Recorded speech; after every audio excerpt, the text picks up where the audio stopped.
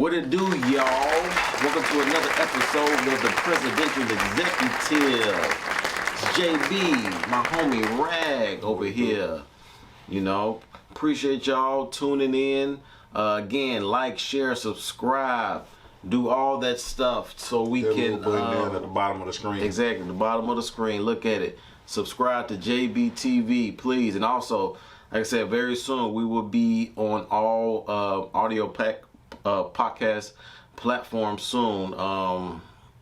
When I actually have the platforms, I'll let y'all know, but it'll be happening soon. So yeah, so y'all just be on the lookout for that.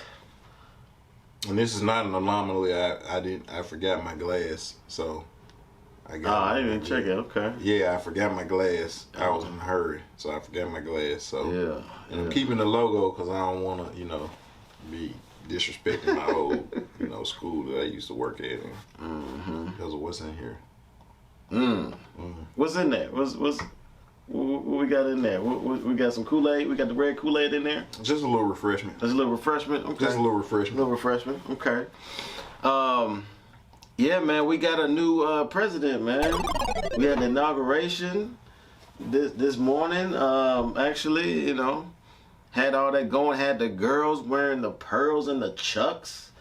You know what I'm saying? I saw all throughout my timeline the pearls and the chucks. You know what I'm saying? Had the pearls. I think I even saw some dudes wearing some pearls. You know what I'm saying? That remind me of the episode of the Boondocks when Gangsta Licious was like, niggas need to step their pearl game up.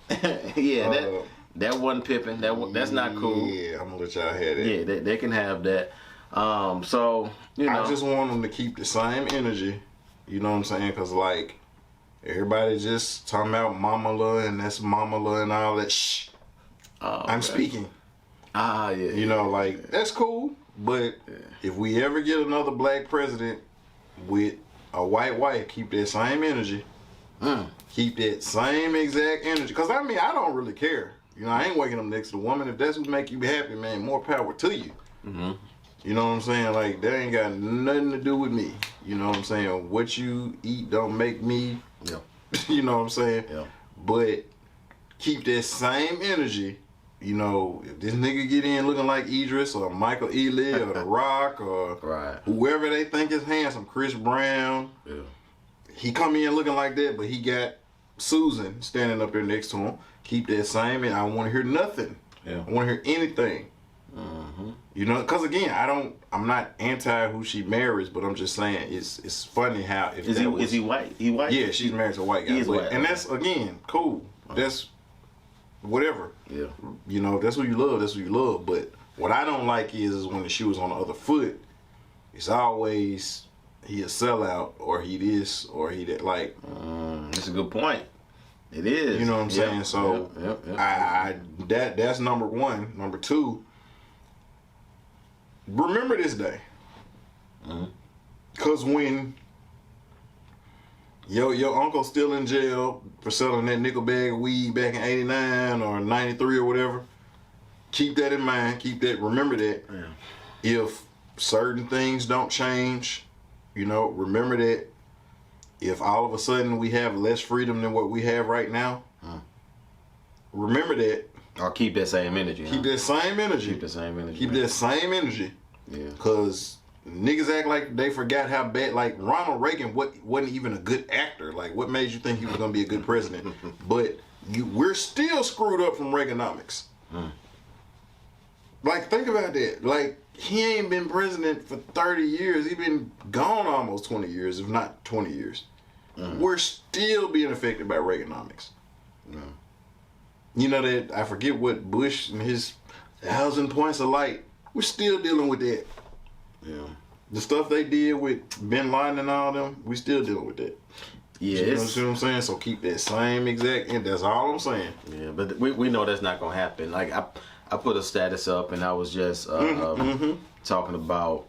I saw that. We would rather have representation rather than legislation, and for me, just to get on a little bit, I don't want to get too far into that. Get into it. No, it's not. But it's too much Like when he was president, honestly, I was all for it because at that time, 10, 15 years ago, I think we needed some representation at the highest office at that point in time.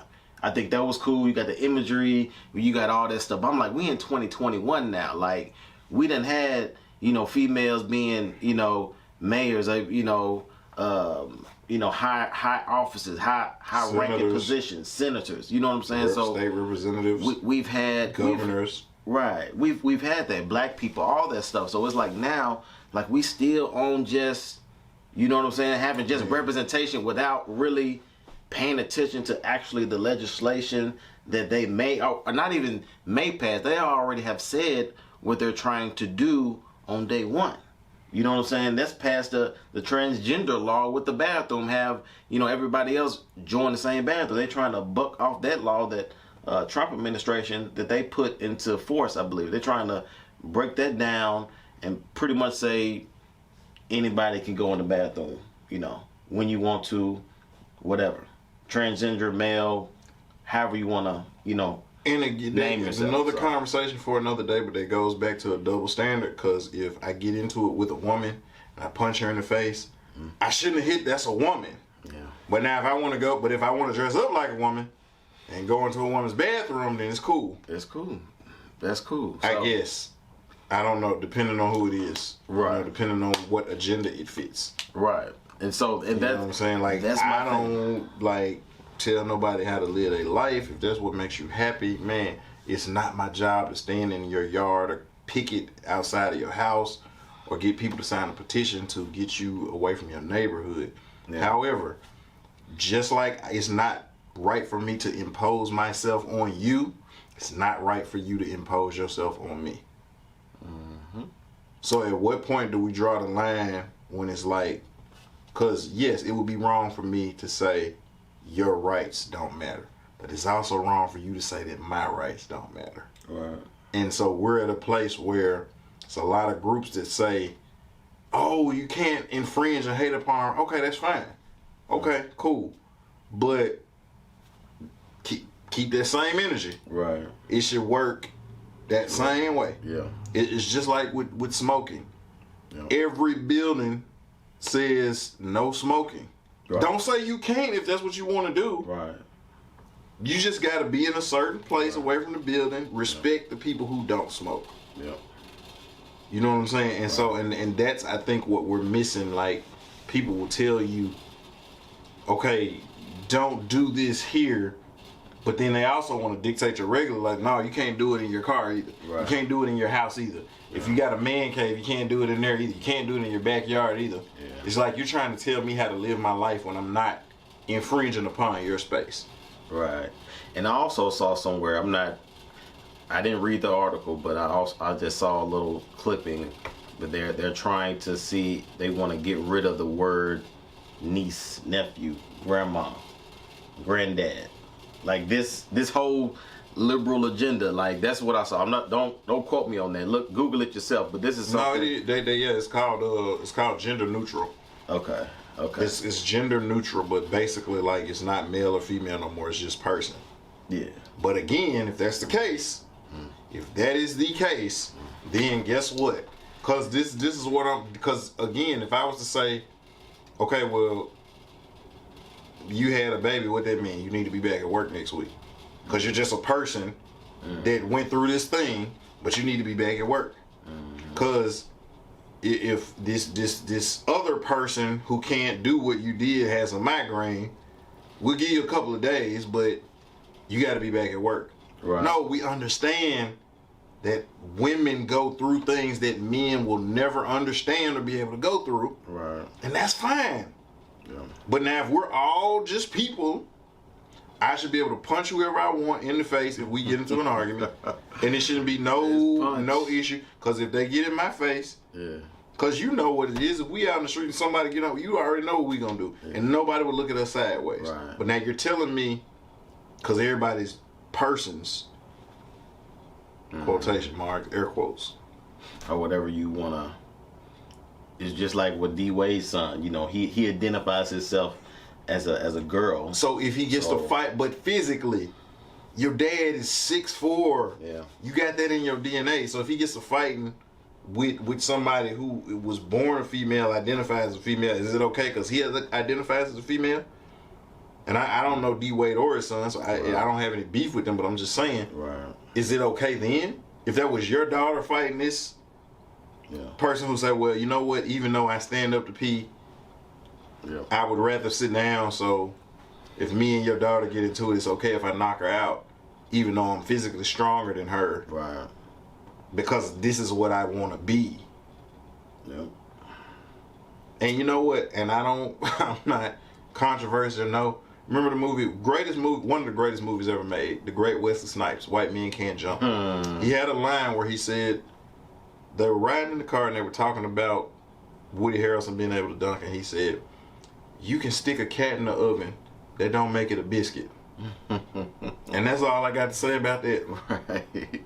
And obviously we could continue to talk about this, man, but it's like I said, people, just like for me, just like he said, just keep that same energy, whatever that is, you know what I'm saying, for the days and months, you know, coming ahead. You know what I'm saying? Like, whatever your cup of tea is, let that do what it do. But for me, I thought we as a people, especially black people, that we were over just being okay with the representation without, you know, taking into account the legislation that comes with all that representation. I felt like once he got President Obama got reelected, at that point he should have been about that life. Because you already got through. Right. Your first term, you got Obamacare passed. Yeah. So your last 4 years out, you can't get reelected. So every time an unarmed black woman was killed by the police, you should have said something. What they gonna do? Like you can't get reelected anyway. Yeah. Right. Man, I'd have been roasting them senators, them governors. I'd have been on I'd have been on them. Right. What you gonna do? I'm out the door. You would have been like Trump. See, that was my whole thing, because that's why I thought Trump at the time, when 2016, when he got in, he was a breath of fresh air, because he wasn't a part of the establishment. He didn't have any, you know, lingering relationship with these senators, and so he'll say something to them. He'll call people out or make people feel uncomfortable just because he don't know the regular custom and how you're supposed to act and deal with people. Like, and at the time, I think we needed that, but. No, that's another conversation for another day. Neither here nor there. Yeah, so it's but on a good note, you know what I'm saying. I don't want to you know, we talked about Kyrie, whatever. I think tonight was Kyrie's first game, and I think they lost a double overtime to Cleveland. We'll, you know, maybe get into that a little later, but I'm praying for Kyrie, but that whack ass press conference he had. Did you see that? I did. Like, that was horrible. I did. Now again, and I'm like, we almost like the media, but I'm saying I understand how the media can twist things that you say. So I don't know him personally. So now if you give me something, but I can only go off what you give me, and they're steady asking like, well, how you do? It's good to be back. Like, he pulled a Marshawn Lynch, and we obviously know that Marshawn was trolling, like. But he pulled a Marshawn, but he went, and I hate to use this, but you remember, have you ever seen Tropic Thunder? Yeah. So you remember there was a line in there where he talked about why he didn't wear ice, and he was like, you never go full retard. Like, Kyrie went full retard.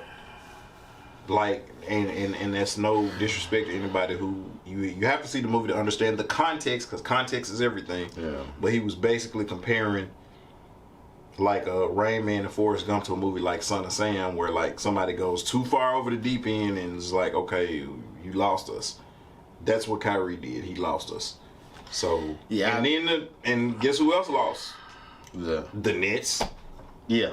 Oh yeah. That's, like I said, that's a whole nother thing. I don't want to kind of get into that, because, you know, Kyrie is Kyrie.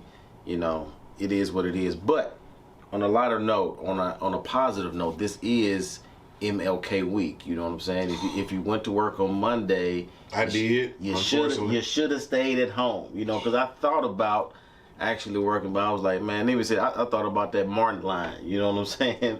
In the show, it was like, I think it was telling a little kid or something like, like don't ever tell the people that you need to go to work on MLK Day or something. He was talking to a little kid, one of the Martin episodes. I thought about that. I was like, I'm a chill. I'm not gonna work today. So, but given with MLK, I shot to him, this week when we was talking about what we may have, just discussed this week, and I was like, yeah, I remember that. I was like, with MLK, like MLK and Jesus, like if you, the two good examples, really put those things together. Like we look for, the validation, the love and support, you know what I'm saying, from the things that we do.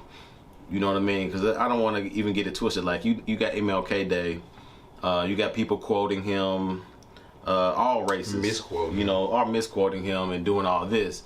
But in reality, if you want to get down to it, people did not like Martin Luther King when he was here. His popularity, right, his approval rate when he was passed was horrible. Now this is not even just white folks. Like even a lot of black people did not like Martin Luther King, and people won't even try to bring this up or say it. Okay, and I want to segue that into being, you know what I'm saying, when you think you need the validation, you need all this support. Like he didn't have the type of support that you see now. Like if you look at all this stuff, from the holiday to the posters to the quotes to the stuff on the NBA, you know what I'm saying, you think he was, you know what I'm saying, Jesus as he is now while he was on earth. Yeah, but people didn't fool with him. You know what I'm saying? People didn't fool with MLK while he was down here. Well, so now that's, I ain't gonna say sensitive for me, but that's why I set up. And I've said this before on several podcasts. Like my great aunt, my dad's aunt, Dr. Catron. Shout out Auntie Doc. Her and her late husband helped organize the sanitation worker strike that was here. Yeah, I remember you saying that. Yeah. And so my dad was a kid at the time. He, I think the statute of limitation is passed, but after Dr. King was assassinated, two of my uncles helped incite a riot. That was here. Two of my dad's two big brothers helped incite a riot. Yeah. Like for real, like legit, like not like police was looking for them, like, and so that was something that was actually serious, and even my dad's brother actually was able to sit in on some intimate, talks that they were talking about, just some things that they were looking at doing. And to your point, it was a lot of hatred towards Dr. King because people really wanted him to have the type of militancy that Malcolm X had. Or that the Black Panthers who were coming into their own head. Because the black revolutionaries of that day did not like that. They didn't fool with Martin Luther King. Right. Although they respected him. Yeah. It was like you two, like that bowing down and like.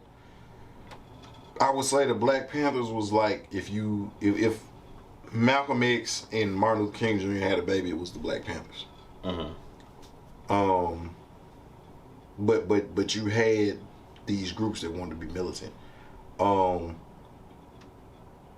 So to your point, they did not like, and anytime you're going towards your purpose, if that's your purpose, a lot of times people not gonna see it and rock with you on that. The other part of that is that, and this is what I hate, because you talk about people quoting him and playing stuff, they never play the speech that he talked about us going to get the check. Economics. And I woke up this morning, dude, no lie, I woke up at I had my alarm clock set at it's 5:30 this morning. I woke up and I just started listening to some of his speeches, so I listened to that one, and then he had another one he was doing an interview, and one of them he was talking about I'm tired of always being the first black this, the first black that. He said, I'm ready for some second and some third and some fourth.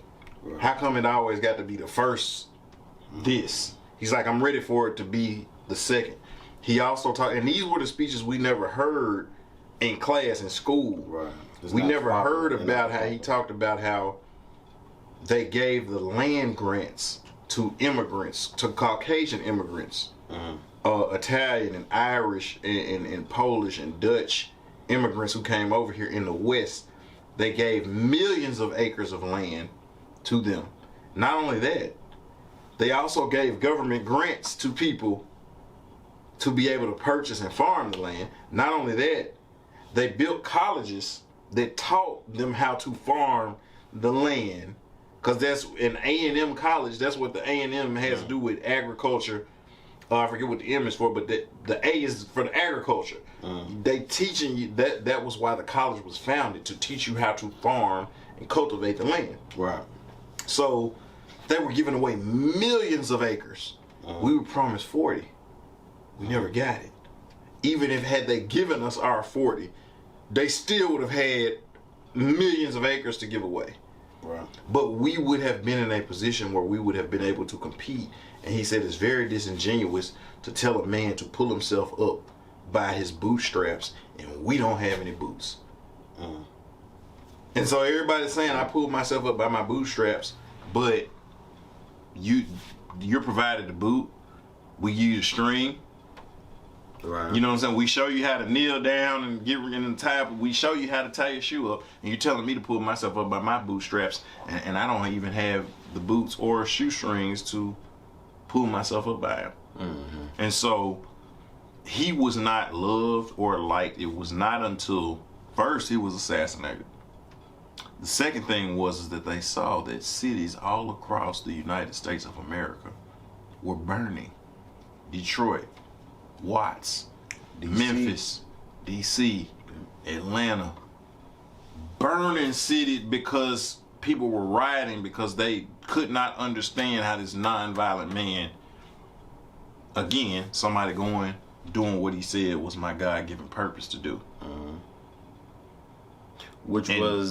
That was, before the time that he passed, I believe it was a 17,000 page FBI report on King at that time. You know what I'm saying? Like, I think he had a Time magazine thing where he was labeled the most dangerous man in America. Because he also said that the Vietnam War was immoral. Right. And with that, he actually, with that statement, he really rocked a lot of black folks the wrong way because, getting into that statement, getting into that type of conversation. Because we had a lot of soldiers that were over. Yep. A lot of veterans from World War One. Yep, my uncle went World to War Vietnam. II, Yep. Korean War.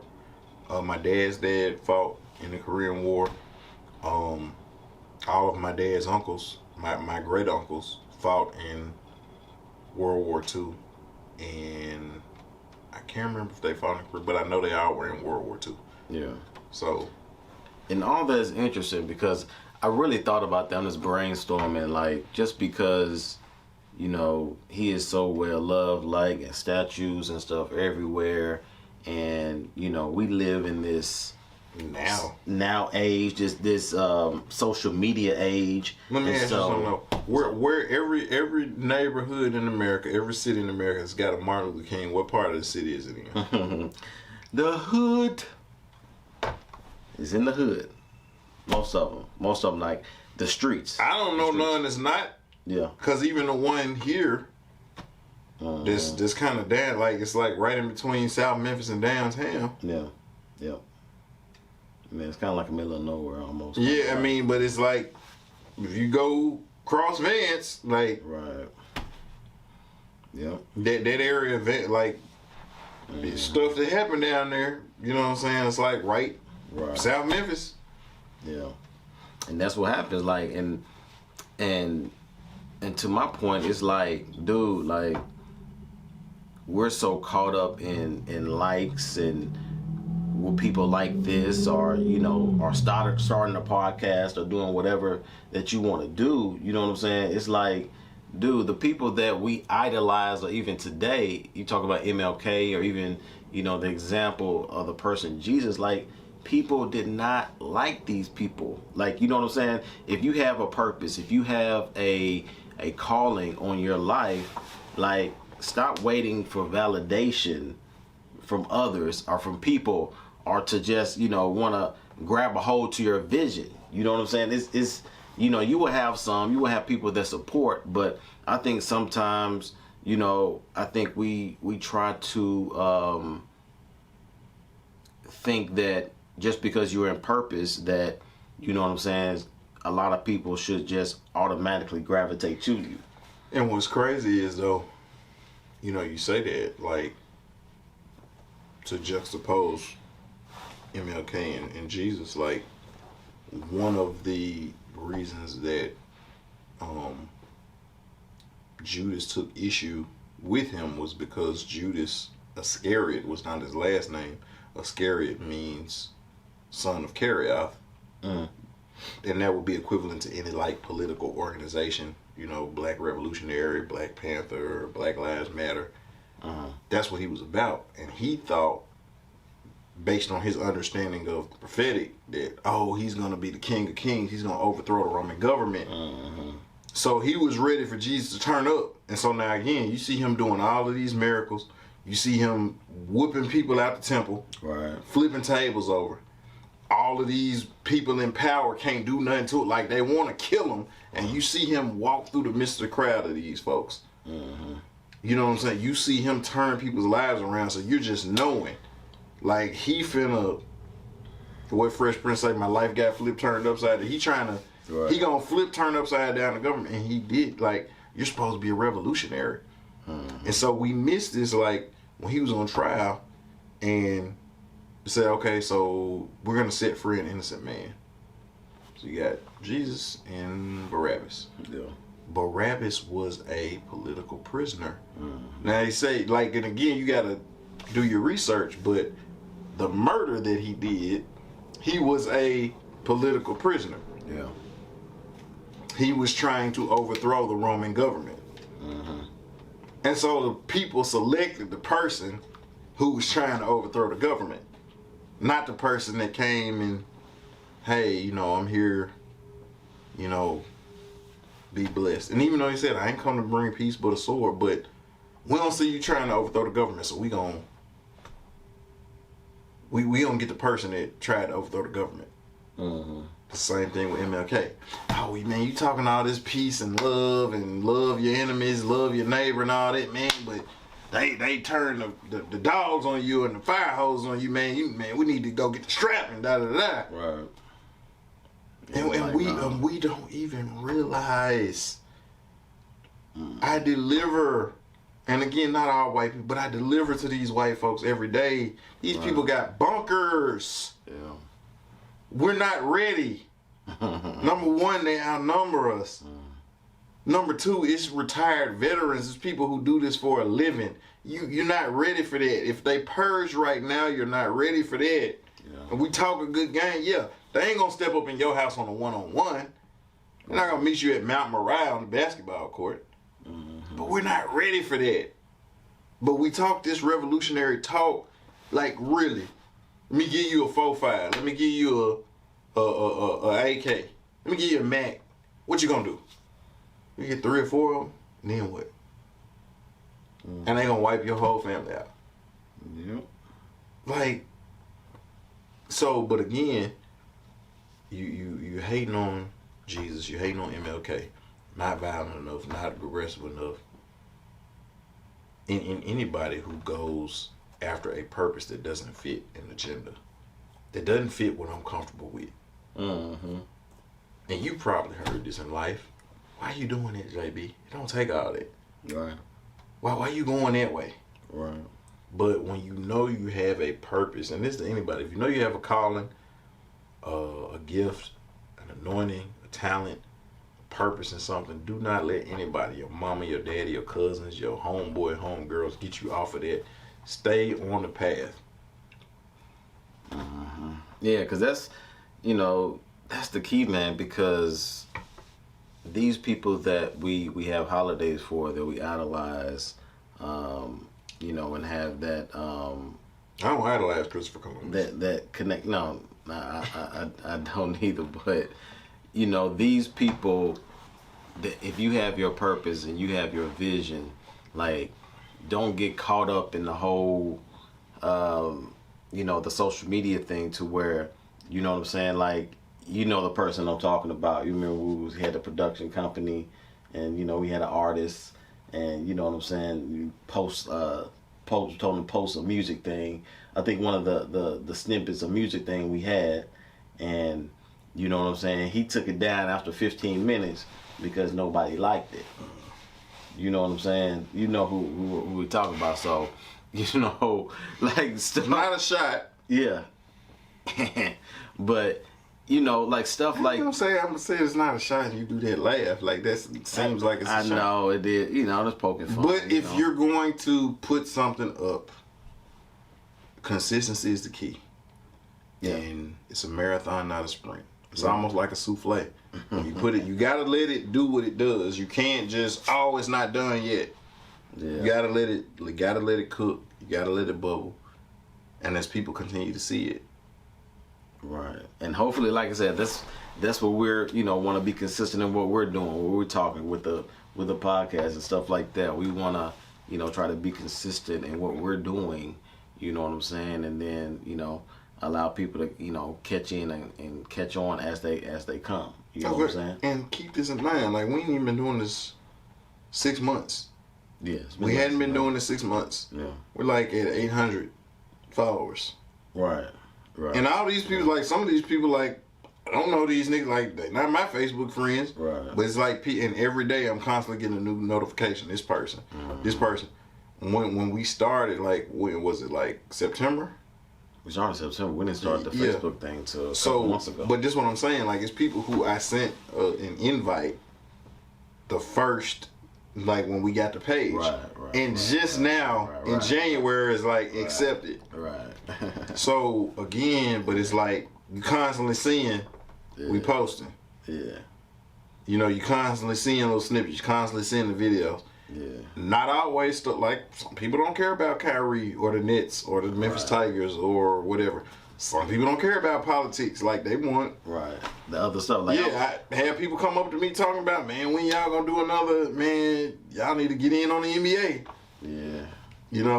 But then, cause that's my sister, she was like, we was talking about LeBron and Kyrie at one of them, but she wanted support. I was like, well, I don't kind of get into that, with the basketball thing and stuff like that, which it is what it is, man. We just want to continue to push our content and talk people about want more porn episodes. Yeah, they want more porn. Who doesn't love porn? I mean, Yeah, there's a lot going on with that. So, so it's just, whatever your vision is, or purpose is, man. Like with MLK, like people did not like this man while he was here, but obviously, just with anything, what's the quote? Like people don't really try to understand or really value you until you're gone, until you're past, or until you're not, even here anymore. Like even with my dad, that's passed. Like, you know what I'm saying? Like, I have a conversation with my mom and other people, to where if my dad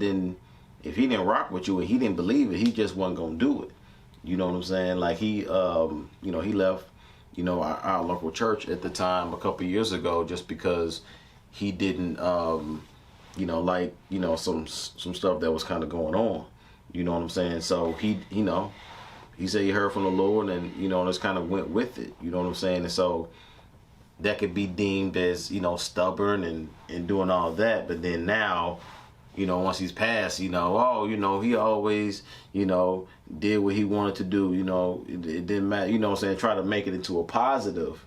More so now, but then when it was actually happening, it was, people was upset. Yeah, you ain't hearing right. You ain't, doing this or that. You know what I'm saying? So it's just a matter, if that's what you're supposed to be doing or your purpose or your calling, don't expect, people just to automatically attach yourself to it. You know what I'm saying? You have to have your own confidence in yourself to be consistent with it. You know what I'm saying? Whatever that is. He's an MC.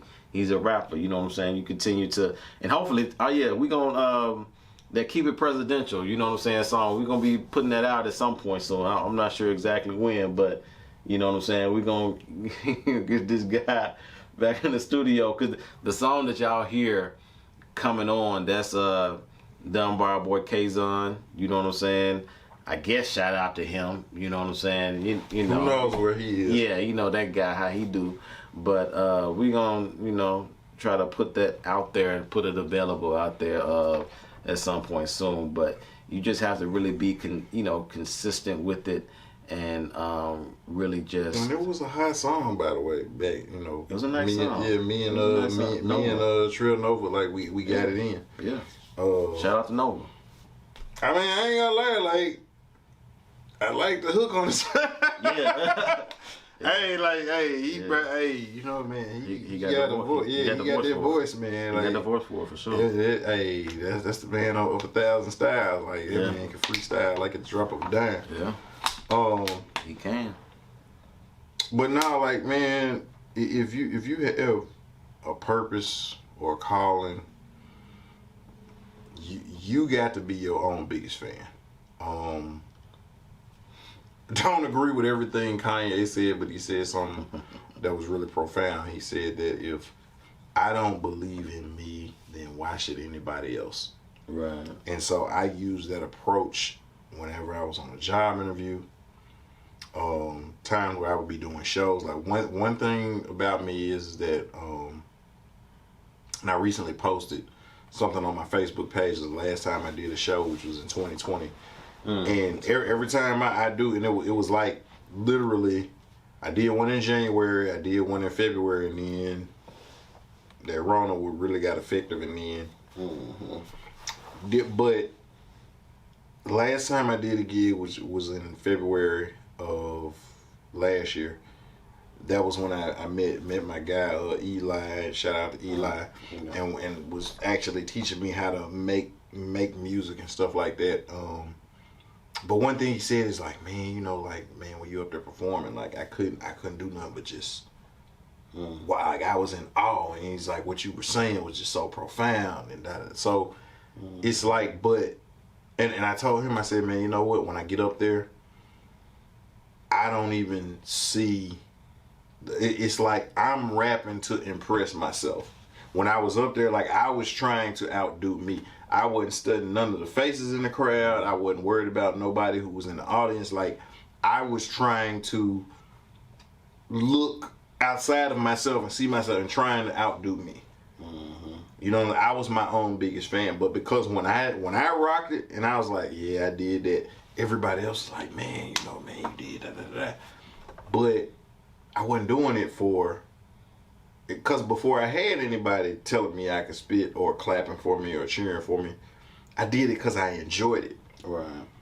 And when my own parents was like, we don't know, but other people was like, man, you need to come to the studio, we got this, that. My own parents didn't see it, but I believed in me.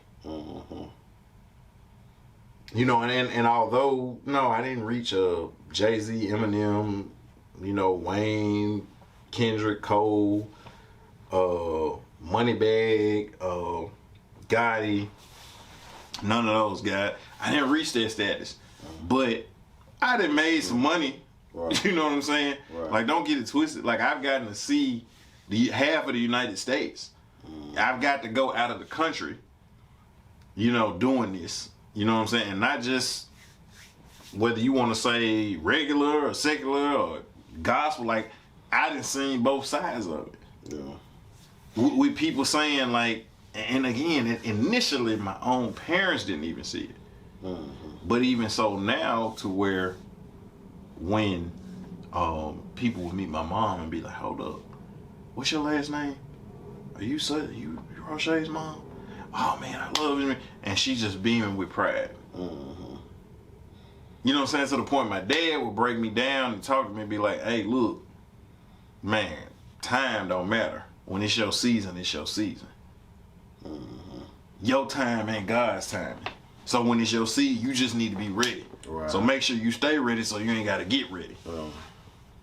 You see what I'm saying? So like, again, but initially, you ain't see it. And I say that to anybody, whether you making your own clothes, whether you got a catering business, whether you got a tech idea, whether you a writer or a singer or an MC or a poet or a dancer, whatever's inside of you. And everybody don't, believe in the Bible. And that's fine if you don't. That's on you. I don't have a heaven or hell to put you in. But the Bible says that the gifts of God are without repentance. Meaning, when you get something, he doesn't take it back. It's not a thing like you got to write or sing or do it and say, this is for Jesus, this or God. The gifts of God are without repentance. When he gives you something, it's yours. It's for you to use it. First and foremost. So, if you have something inside of you, use that. And if you do say you have a relationship with the Lord, the most purest form of worship that you can give to God is when you say, I have this thing that you gave me and I'm going to use it because I'm giving you glory when I use it. So whatever it is, no matter who tells you can't, you too young, you too old, you too tall, you too short, you too skinny, you too fat, whatever. If you have that, use it because it's only one you. Now my dad got the same name as I do, but guess what? I can't do him as good as he can do him, just like he can't do me as good as I can do me. It's only one you. And the world is not as complete as it is without your impact and what you bring to the world and what you have to give and offer. Preach, Rag. Don't do it. Don't do it. Yeah, man. This don't have to be that long today with this, man. But I really wanted to drive home just about with MLK. We dealing with MLK, the holiday and stuff this week, and how everybody has always quoted him and did all that. But when you look at the time when he was actually living, how was he actually viewed? And he was actually going about his purpose, just being consistent, doing everything else, going to these marches, getting beat, going to prison, doing all this stuff like that. He was not liked. So stop, trying to be trendy and trying to do, what somebody else wants you to do. But just, follow your purpose, whatever that is. Like he said, it may be a clothing company. It may be, you may need to start a podcast or something. You may have something to say. Something that you're doing that nobody else is doing that people may say is too outlandish, or you're too, you're doing too much, or it don't take all that. Like, I don't know what's inside of you, just like you don't know what's inside of me. So my thing is that if you have something that you're good at, or that you believe you're good at, I mean, because like you look at like everybody talking about Basquiat now, like, but if he had come out like when Picasso them was doing it, and even Picasso, people wasn't feeling Picasso till he died. Right. He didn't make a lot of money while he was living. You know what I'm saying? Like Warhol, people feel them when they're gone. Yeah. You know what I'm saying? And so, like, you have to appreciate yourself and what you have and what you possess. And I would tell anybody, like, nobody should be like you should be your own biggest fan. You know what I'm saying? You should be you and do you, whatever it is, but do it responsibly. You know what I'm saying, as far as whose you are and everything that goes within that. But this is just really just an encouragement, man. Like I said, shout out to MLK, all this family and stuff this week, man. We know what he meant to just the country at large, the world at large, our people. So do you feel like, because like I said, my thing with MLK is that I felt like, and again, like, we got to keep in mind, we weren't even living in Memphis at the time. We were living in Maryland and then Virginia. Mm. But like, and I never understood why, like, as a little kid, my folks, they would have us watching these documentaries of Dr. King, of Medgar Evers, of Jesse Jackson, Malcolm X, like all of these that like we're white. I'm watching. Why are we watching these? And it was hard for me to believe because where we stayed at, it was a lot of it was very mixed. It was very culturally diverse.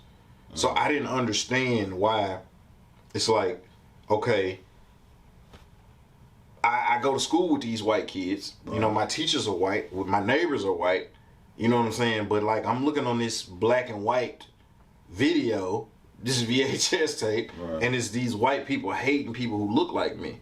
And then so I'm seeing Dr. Martin Luther King Jr. and I'm not understanding, you know. And so and then as I got older, I began to understand, especially like when we moved back here.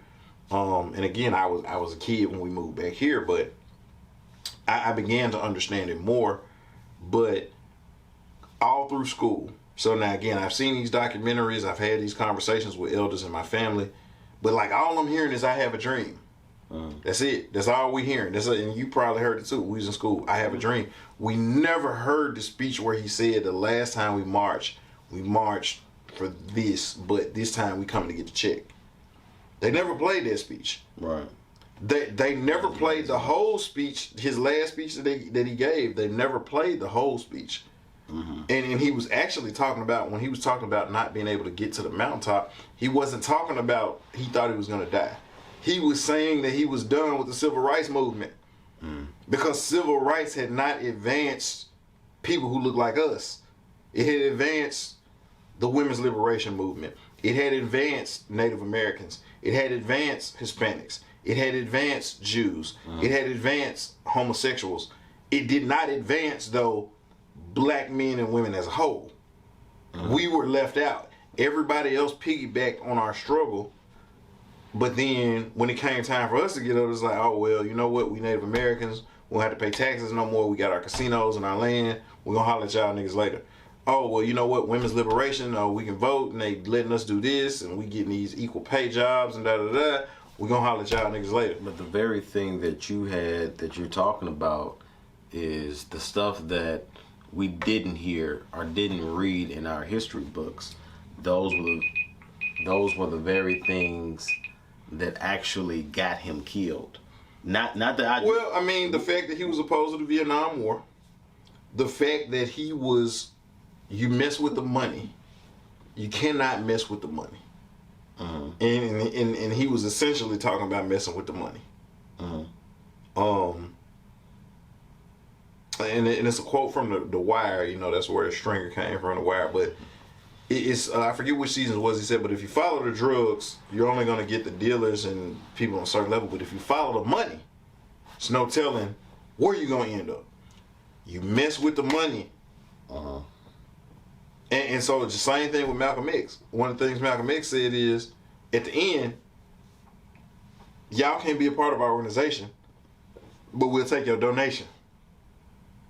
Give us your money so you can fund what we doing. Oh, whoa, whoa, whoa. And people was donating. Oh, whoa, whoa, whoa. He messing with infrastructure. Yeah. You got to go. And Dr. King. That was the main We got to get this money. We need our land. We need our own opportunities. He understood. Group economics. Where we failed with the Montgomery bus boycott was, for a year and some change, they lost like $1.3 million, which if you inflate it, several $1 million in today's money. It's only like 1.3 million at that time. And so what they did was, oh no, y'all can ride the bus and sit wherever y'all want to sit. But the reason why they did that, what happened is that we had some taxi services that got started. It's black owned. Had 3 bus lines down in Alabama, you know. And so you had the people who worked the buses, the people who worked at the ticket stations, all of that. Communities being people carpooling. You see what I'm saying? Communities thriving, but they're not getting their bottom line. When you mess with the money. And what he was talking about was messing with the money. And we never heard that in school. Right. And we got sold a bill of goods. Right, of course. Go to school. Go to college. Yeah. Get you a degree. Get you a good job. Yeah. I mean, that's part of the whole cliche with the history books and stuff, because honestly, I'm just thinking back now what I was thinking when I heard all the stuff they were talking about with MLK, talking about the I have a dream speech and all that stuff. That stuff it was fine, but he didn't really he got killed for the very stuff that you just talking about when he's talking about group economics, when he's talking about you know what I'm saying, the stuff in regards to our community that we would need to do to take force to bring our own financial, freedom to happen. You know what I'm saying? So, dude, I got 3 degrees I can't do that with. yeah. So now, if I wanted to be somebody's pastor at a church or something like that, like I could do that. Mm-hmm. I have a master's degree, and then I'm looking over here because I actually, you didn't know this, I went live. So we're podcasting, but I got the live on. So we got MKJ on here. MK. We got his mom's on here. My girl Adriana used to work with at the daycare on here. I can't see everybody else who's on here. I don't know who's on here. I don't know who else is all on here. It says 6 people viewing, but I don't know. I want to give a shout out to everybody, but so this is something little different. So for those people, I went live on the pod while we're doing this. But my cousin on here, Jay on here, Jay Hall on here. Jay Hall. What'll it do? But no, we got like if I wanted to be somebody's pastor, like I could do that. You know what I'm saying? Like I was teaching, but like what was that English degree good for? Huh? You know what I'm saying? Like the history degree. It was again the only way I could really make money off of it was if I went into administration, but then I would get away from teaching. Yeah. You see what I'm saying? So unless I'm in a college or something, so we got sold a bill of goods. So now every job I apply for, guess what? I'm overqualified. Uh-huh. You know what I'm saying? And I don't mind physically working either though. Yeah. But you can't make the money that I'd make if I was just sitting. So it's a catch-22. We got sold a bill of goods. What Dr. King was teaching us was how to get our own, to do business with our own. Like you said, you mentioned it, group economics. Dr. Claude Anderson talks a lot about that. But they don't talk about that a lot, especially when they play the MLK. It's always about unity. But essentially what that means is that when y'all do the BS that y'all do, because I love everyone, and it's yellow kids and black kids and red kids and white kids and brown kids and purple kids and gray kids and blue kids and fuchsia kids. Yeah. I'm not gonna haul off and slap you for the BS you do. Uh-huh. So that's the unity. But you're thriving, your kids are thriving, your family's thriving. We're struggling, or we doing just enough to where we regular. Cause I ain't in your pocket, but could you make more than what you're making? Yeah, for sure. So is this if somebody asks you like, okay, so JB, this is what you got, you good with this forever, or could you get more? What you gonna take? I mean, you're gonna try to expand. You're gonna try to exactly, Yeah, but you got a good job. You make a good, but even you recognize that I'm not at the apex of where I could be. Right. And that's where, all that stuff is, and where, now the kids now that are younger, all this information is Googleable. You know what I'm saying? You look up this information to where now, when we grew up, it was just a rite of passage. Like, you going to college. You need to go to college. You got to do X, Y, and Z. And so, but I've always been of the mindset now is, my kids don't necessarily have to go to college if they have a plan. If they have, other opportunities that they are trying to go after. And it's our job or my job to try to put them into that mindset of actually, thinking outside the box or doing other things to where now I'm just not, I'm trying to get a scholarship. I'm trying to, go, I ain't gonna put pressure on my daughter. Play this. Yeah. And I wouldn't put in, it's no pressure, but just like you said, like with everything that King was about, that he talked about, you know what I'm saying, that I have a dream speech and all this stuff that we learned in school. What they fed us in school, you would think like, well, why did they kill him? But they only played what they want us to hear, though. Right. And that was the point. So they only played that so we can have that in our mind to where, okay, well, it's just a string of bad luck or something. We didn't know anything about the group economics. At least I didn't when I was in 6th or 7th grade. But even that's what Malcolm X was talking about. The Kennedys was talking about that. Yeah. John and Robert was talking about that. Mm-hmm. You know what I'm saying? And like, so that was essentially why they got, because even when you go all the way back to like when the mob was in control, like in the 20s and 30s, if you study that, like they understood the power of the black dollar.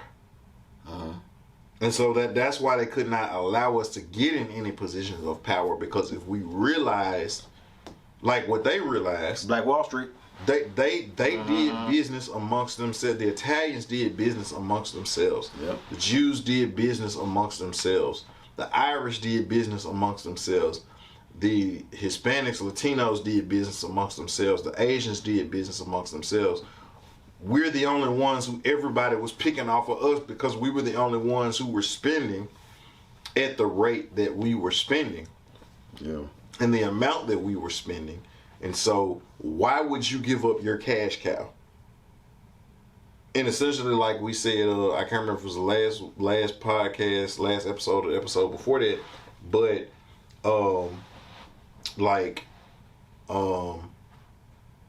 if you understand that they never wanted to end slavery.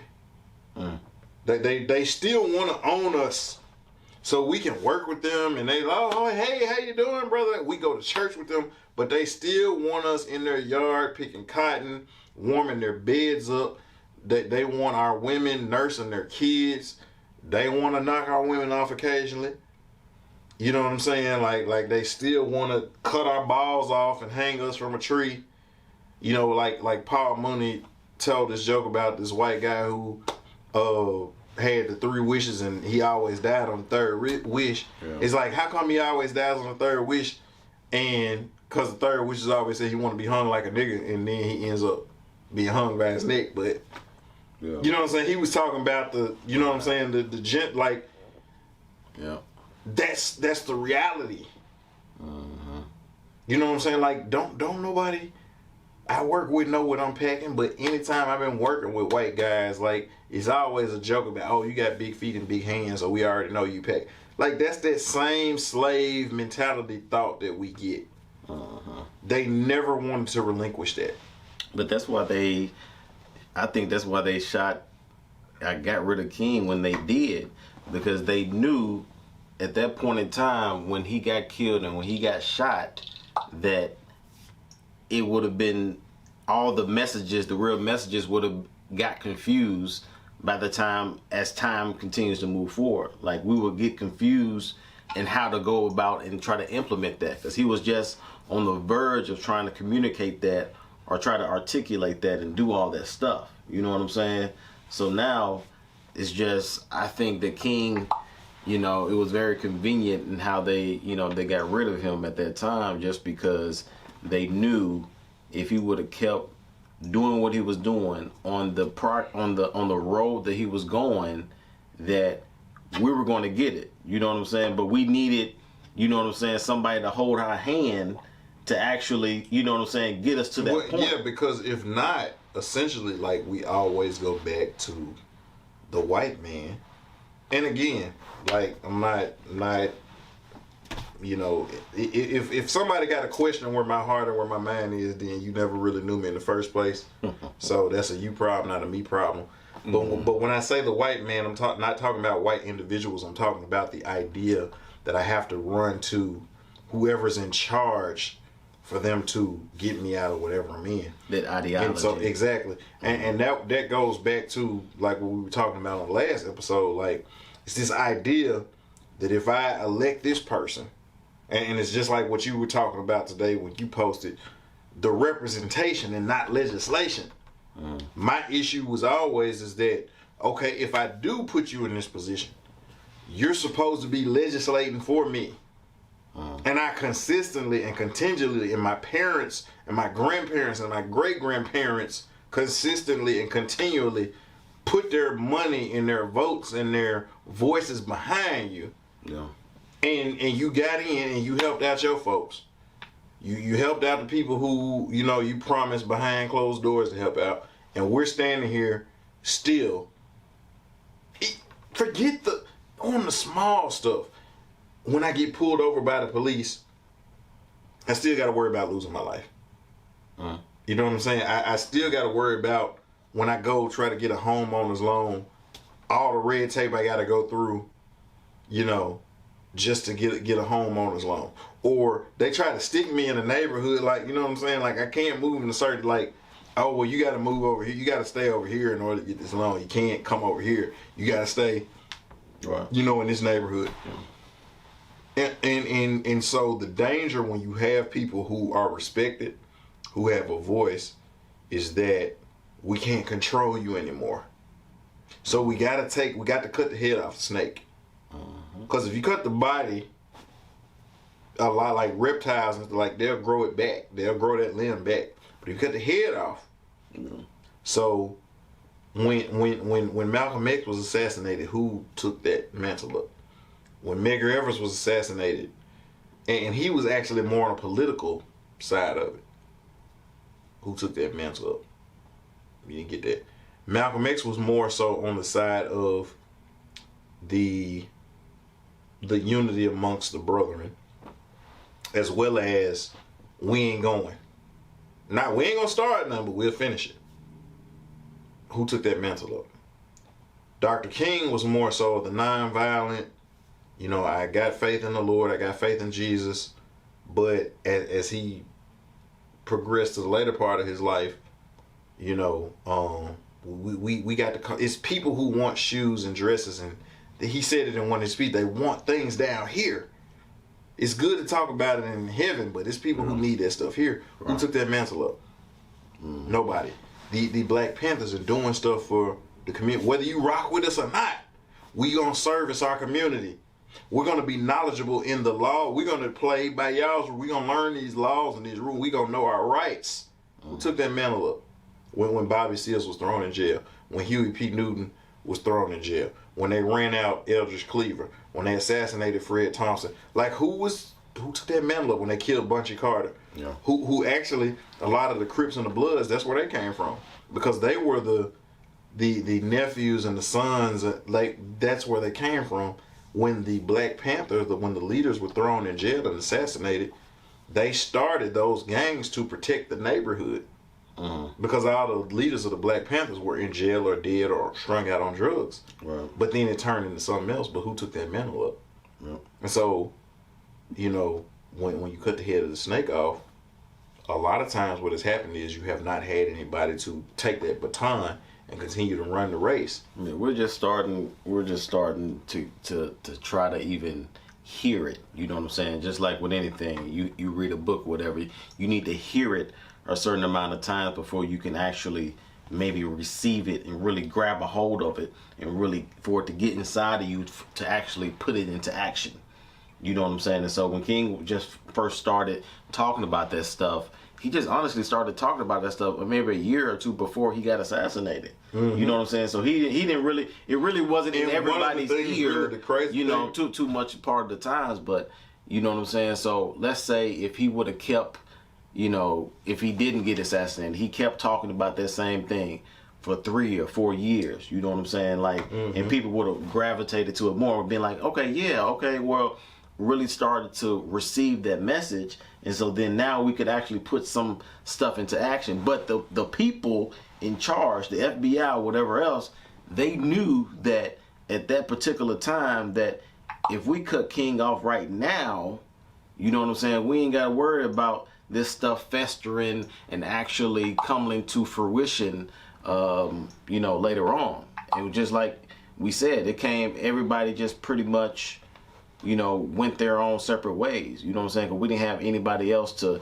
grab that baton to really, you know, go about, you know what I'm saying, how they needed to handle that business. You know what I mean? So I just think that the powers that be, that 17,000 page FBI report dossier, that they had on, you know, King at the time he passed, you know what I'm saying, most of that 17,000 I do believe was about what you talking about, the group economic stuff. You know what I'm saying? Talking about, you know what I'm saying, how we can go from civil rights to actually ownership to financial freedom. You know what I'm saying?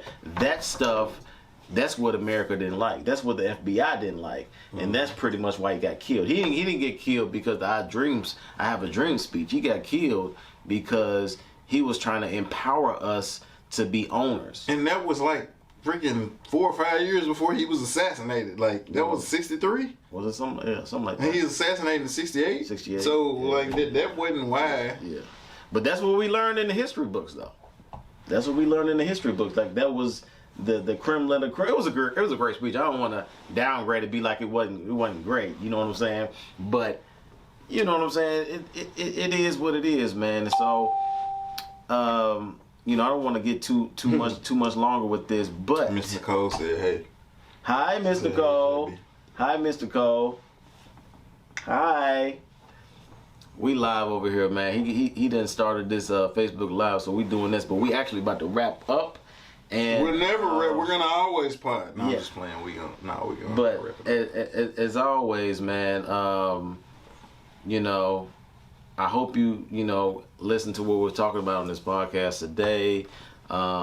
Really just trying to encourage you to that if you have your purpose and you have your calling, whatever that is, anointing, whatever you have it, that, you know what I'm saying, like, don't feel like you have to have all this love and support and people just have to, gravitate to you automatically. Maybe that'll happen over time, but you know what I'm saying, let's stay confident in what you should be doing and what you need to be doing, man. So until next time, y'all, keep that executive mindset. And as always, keep it presidential. Bow. Salute. Arrivederci.